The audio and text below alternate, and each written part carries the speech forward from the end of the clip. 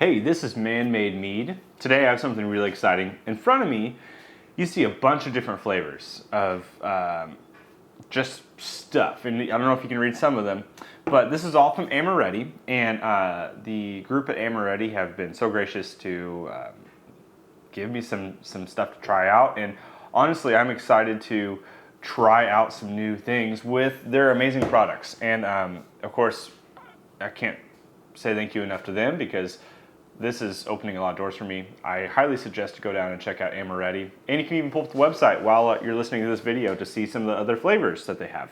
But we're gonna walk through today some of the flavors they sent me. Now, you see a bunch of different things. So I'm gonna start over, I'm gonna save this guy for last because that's kind of a really fun one for me.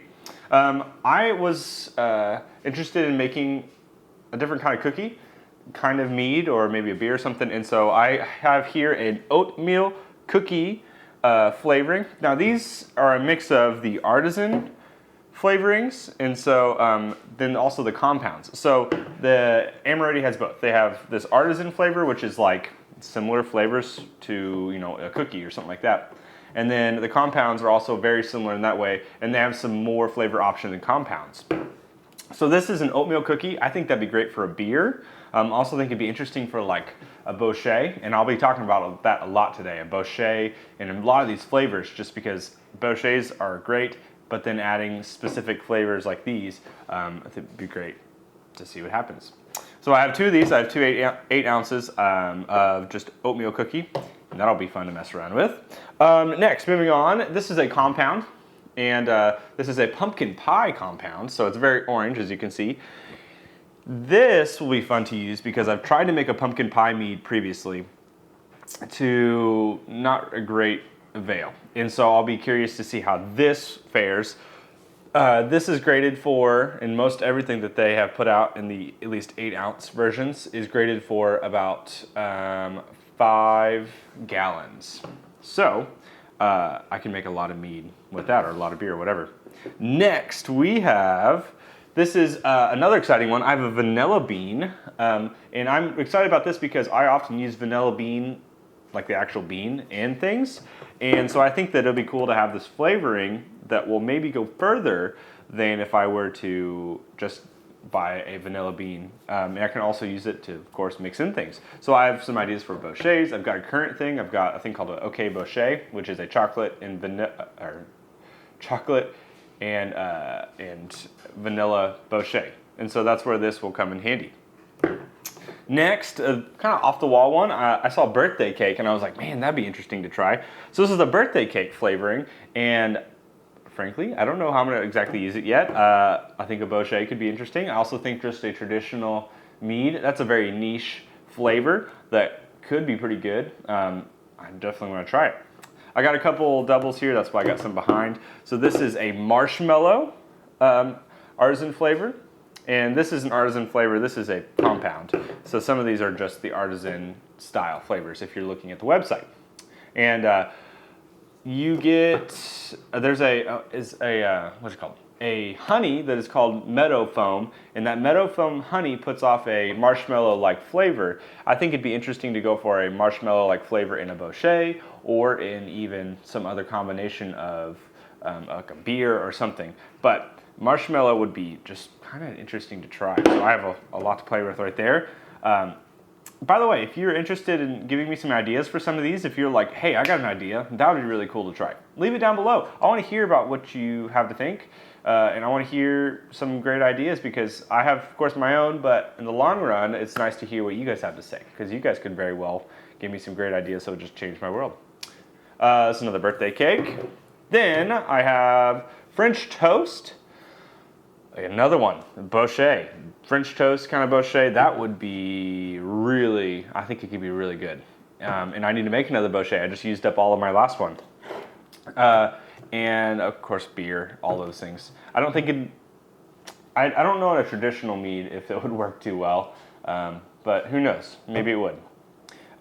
Next, we have up top here, this is a grape artisan flavor, and the thing with this is I am super excited to try it in my PB&J mead that I just recently tried to make. I used a grape juice, and then I used the Amoretti peanut flavoring. And between the two, I did pretty well, but the yeast definitely ate all of the sugars from the grape juice, and so you lose a lot of that grape flavor. I'm wondering if I add a little bit of this, if it will add the grape flavor, and I'll have that peanut butter jelly side of things. I don't know, we'll find out. But this is a fun one. Also, just making like a grape mead, that could be good. There's another grape. This is an elderberry. I've never used elderberries before. I've always heard about them, but I frankly don't have them around me, and so this opens up the door for me to try it. And I think that's what's really unique about Amoretti, is that they have some wild flavors, but they also have things that you just don't get a lot of access to. And so I was excited to try some of those things, like elderberry, that I don't have a lot of access to. And I got another one of them here. That's another elderberry. This one's pretty fun. This is an orange cream flavoring, and I think this could go well with a traditional and become like an orange cream sort of mead, make it more sweet. I think it probably needs some age. I have a feeling it needs age. Maybe I've never even made one before, so I don't know exactly. But definitely would not go well with the Bochet. The person I was talking to, said that they use this one a lot in a beer. There's a company that makes a beer that's like an orange cream beer. So that could be pretty good too. Maybe some sort of pale and add that. That'd be kind of fun. So I'm looking to try that.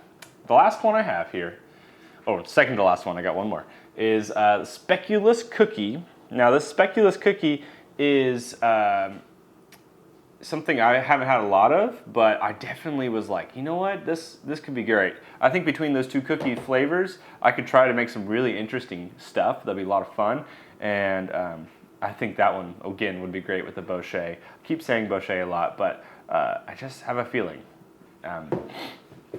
So I have these. Now the one I'm not going to say most excited for, I'm interested to try in a mead, is rose.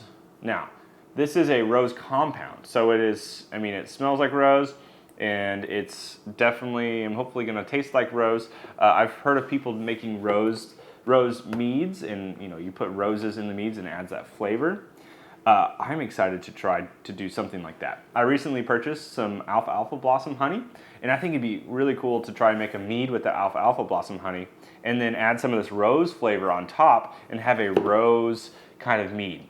I also think it'd be interesting to take that rose flavor and try to mix it in like subtly in some other things. There are a bunch of really cool mead ideas to be created with that, of course, and all these as well. But I'm very excited to see what's going to happen. So this is only like the tip of the iceberg for how many flavors they have. And as I was scrolling through, I was like, this is crazy awesome. And they're very affordable. I will also say that. I would highly suggest, if you have any ideas for a crazy mead or even just a normal mead. Let's say you want to make a mango mead. Well, they have a mango flavoring. I've used it. I made a mango mead with it, and people loved it. And all I did was use their mango flavoring, their artisan flavoring that they have, and a traditional, and people loved it. So you can do a lot with their flavorings, and they're most of the time graded for about 5 gallons, depending on how strong your flavor is. And I would love to continue to try things. Of course, some of these are pretty off the wall, pretty crazy. They're not all like that. They have a lot of normal stuff too. So don't think that you're gonna have to get something that it's like super crazy. I'd suggest check it out. I'll put a link down below to their website. But I want to thank Amoretti, and I want to hear your recommendations. What should I do with some of these? I've got some wild flavors, like birthday cake. What could I mix birthday cake in that would be pretty good? I don't know. I'd be very curious to see what you have to say. And of course, I'm going to experiment. But at the end of the day, I do also want to try and help you guys maybe find some recipes that work, or hopefully I make good mead.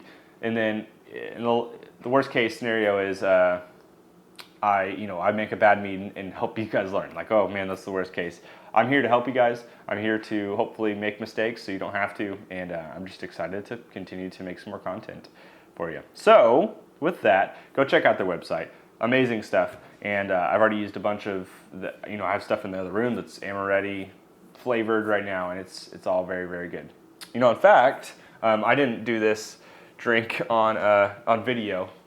This is a cookies and cream milk stout that I made a milk stout and then added the cookies and cream flavor from Amoretti, and it's pretty darn good. So you can do a lot with this, and I highly encourage you to experiment. If you want to see more content, I hope you'll go check out some of my other videos. If not, just hit like or subscribe, and you will be notified whenever I upload next. And maybe you'll see a video with one of these guys creeping around. But thank you for watching, and I hope you guys have a wonderful day. So with that, cheers.